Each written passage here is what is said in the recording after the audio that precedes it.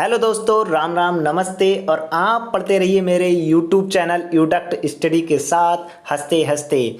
पिछले लेक्चर्स में हमने अपरिमेय संख्याओं के पुनर्भ्रमण में इंट्रोडक्शन को जान लिया था, किस तरीके से सॉल्व किए जाते हैं क्वेश्चन को। तो चलिए आज शुरू करते हैं एक्सरसाइज 1.3, जिसमें पूछे हैं कुछ क्वेश्चंस और मैं उनको सॉल्व कराऊंगा। तो चलिए स्टार्ट करते हैं। तो एक्सरसाइज के क्वेश्चन नंबर 1 पे चलते हैं। ये कह रहा है कि सिद्ध कीजिए √5 एक अपरिमेय संख्या है।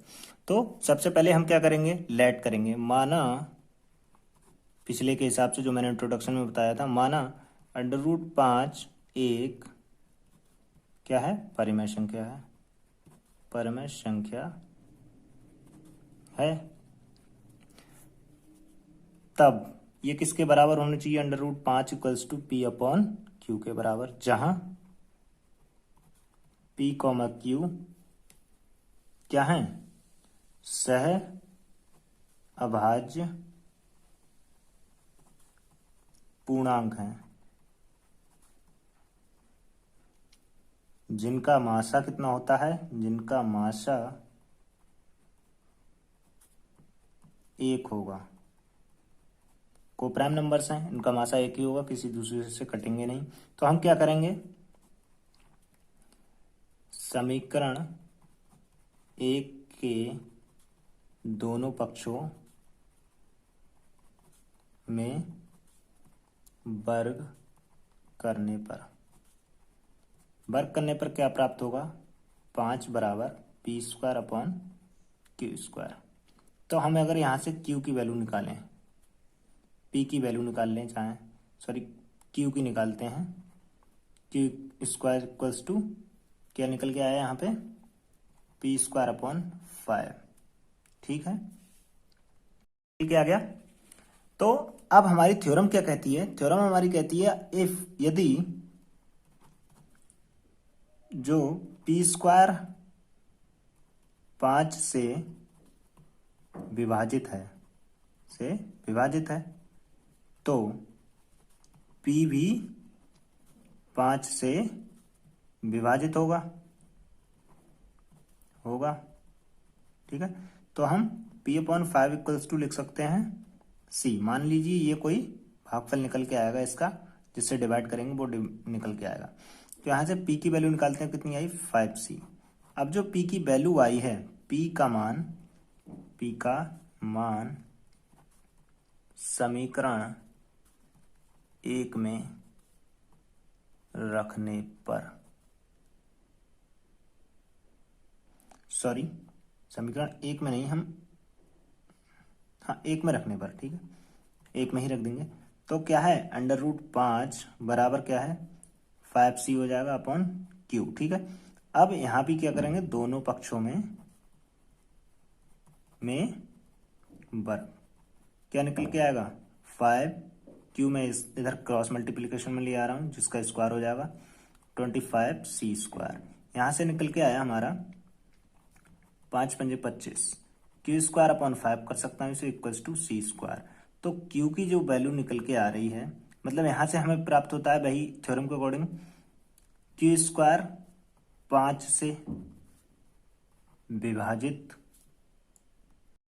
से विभाजित होगा, तो Q जो है, Q भी 5 से विभाजित होगा।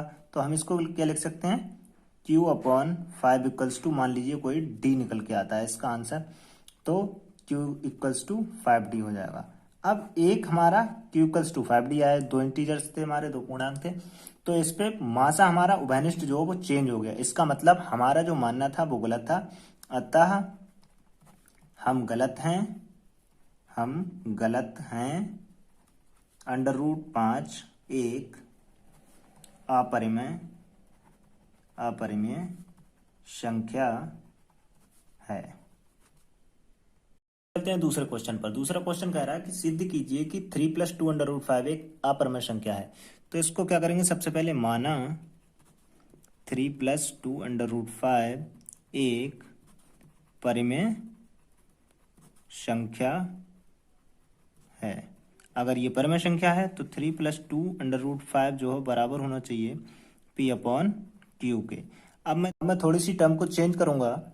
इसे मैं लिख सकता हूँ P अपॉन क्यू, और ये प्लस के जो 3 है वो माइनस कर देता हूँ इधर लाके, और ये 2√5 यहीं का यहीं रहने देता हूँ। ठीक है, अब एक चीज बताइए, ये मैं क्या मानता हूँ, ये है भी क्या, परिमेय संख्या, परिमेय संख्या। और ये 3 भी क्या है, परिमेय संख्या, संख्या। और ये 2 क्या है, परिमेय, और ये √5 गुणा अपरिमेय, अपरिमेय। तो मैं इसको परिमेय को किससे करता हूं, आर से, rational number, rational number, rational number, irrational number. ठीक है, अब तो क्या निकल के आया, rational number minus rational equals to, rational की मल्टीप्लीकेशन हो गई ये इरेशनल से।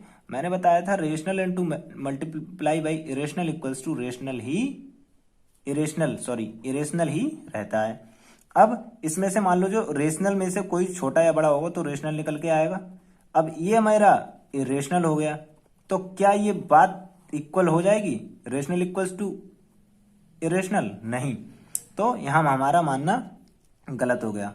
हमने जो माना गलत था।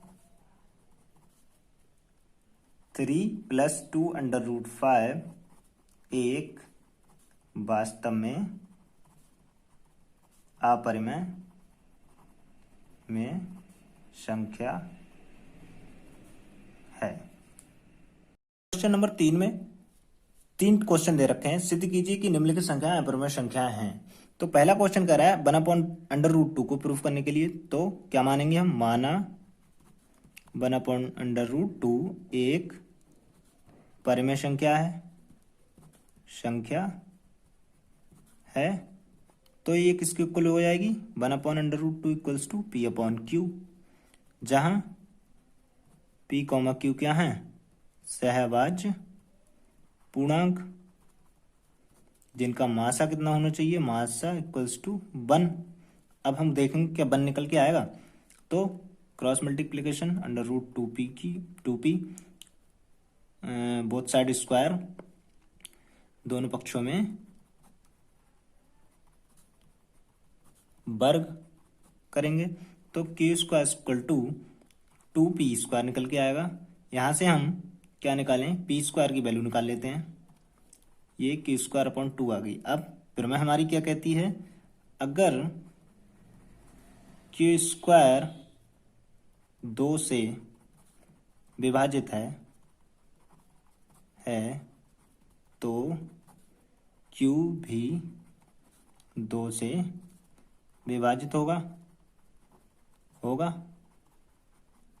तो क्या लिख सकता हूँ, Q upon 2 equals to C। मान लीजिए कोई भी संख्या निकल के आएगी, डिवाइड किया C, तो Q की वैल्यू क्या निकल के आएगी मेरी, यहाँ से Q इक्वल्स टू 2C। अब इस वैल्यू को मैं पुट कर दूंगा किसमें, समीकरण 1 में, समीकरण 1 में Q का मान रखने पर। ठीक है, Q का मान रखूंगा तो 2C इक्वल्स टू हो जाएगा √2p। अब दोनों पक्षों में फिर से वर्ग करूंगा, वर्ग करने पर तो 4C² इक्वल्स टू 2p², 2 दूनी 4। अब यहाँ से मुझे क्या मिली, किसकी वैल्यू, C² इक्वल्स टू मिल गया यहाँ पे p² अपॉन 2। अब अगर वही प्रमेय अप्लाई होती है कि p² अगर 2 से विभाजित है तो p भी 2 से विभाजित होगा, तो यहाँ से क्या निकल के आ गई, p अपॉन 2 इक्वल्स टू, मान लेता हूँ d आ गई, तो p इक्वल्स टू आ गया मेरा 2d। अब एक पूर्णांक मेरा p इक्वल्स टू 2d आ रहा है, एक मेरा q इक्वल्स टू 2c आ रहा है, तो ये कॉमन मेरा जो मेरा मानना बंद था वो गलत हो गया, 2 निकल के आ रहा है। इसका मतलब मेरा मानना गलत था, 1/√2 एक अपरिमेय संख्या है,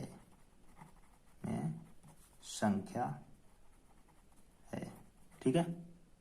इसी के क्वेश्चन 2 पे चलते हैं। कह रहा है 7/5 को सिद्ध करना है, तो मैं मान लूंगा 7/5 एक परिमेय संख्या है, जिसको मैं इस रूप में लिख सकता हूँ, P और Q का है मेरे पूर्णांक।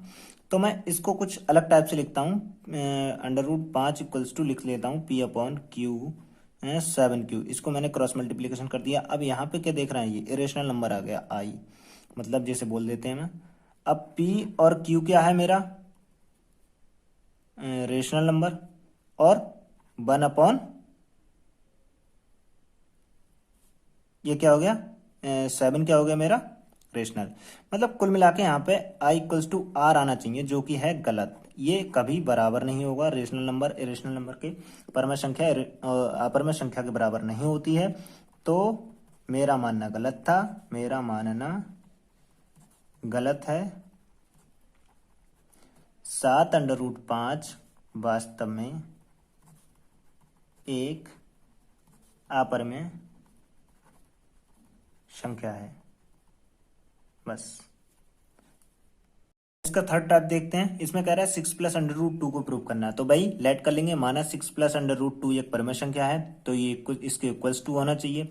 अब इसके इक्वल होना चाहिए, तो यहाँ पे क्या देख रहे हैं, ये रेशनल नंबर है, परमेय संख्या मतलब आई, सॉरी आर, और ये क्या है, रेशनल आई इक्वल्स टू क्या है, रेशनल। अब देखते हैं, rational plus irrational equals to rational होना चाहिए। तो रेशनल प्लस इरेशनल हमेशा इरेशनल रहता है, और ये रेशनल आ गया हमारा इक्वल्स टू, तो ये इसको इक्वल्स टू नहीं होगा। अतः 6 + √2 एक अपरिमेय संख्या है। यहाँ पर हमारी एक्सरसाइज 1.3 एंड हो जाती है, समाप्त हो जाती है। तो दोस्तों, अगर मेरा लेक्चर आपको अच्छा लगा तो प्लीज़ लाइक करें और अपने दोस्तों के साथ भी शेयर करें, जिससे उनको भी पढ़ाई में मदद मिल पाए। और हाँ, अगर कोई मेरे चैनल पर सबसे पहली बार आया है, पहली बार विजिट कर रहा है, तो वो मेरे चैनल को सब्सक्राइब कर ले। धन्यवाद।